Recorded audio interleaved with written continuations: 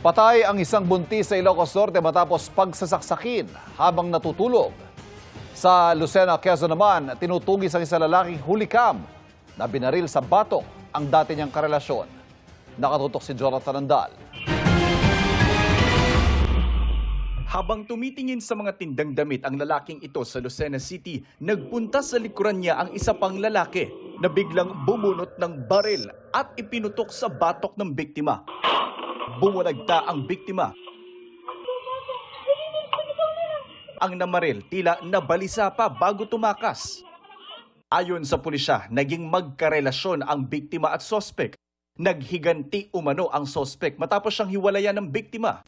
Before the incident, nag-iwan po ng mensahe itong suspect natin sa kanyang mga magulang at mga kapatid. Parang sa kanyang palagay, ang kanilang paghihiwalay ay natural lang sa biktima, samantalang siya ay nagsasuffer despite ng kanyang mga effort na ibinigay, kagaya ng oras, pagmamahal, at kasama na rin ang pinansyal. Tinutugis ang sospek na maharap sa reklamong murder. Isusuko naman daw ng pamilya ang sospek kapag nakausap nila ito.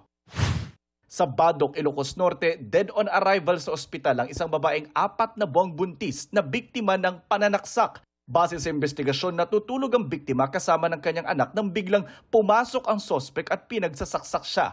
Naiwan pa sa bahay ang ginamit na kutsilyo. Arestado kalaunan ng sospek na lasing daw noon, kaya hindi raw alam ang nagawa. Ayon sa pulisya, dati nang nakulong ang sospek, inihabla na siya ng murder. Para sa GMA Integrated News, Jonathan Andal, nakatutok, 24 oras.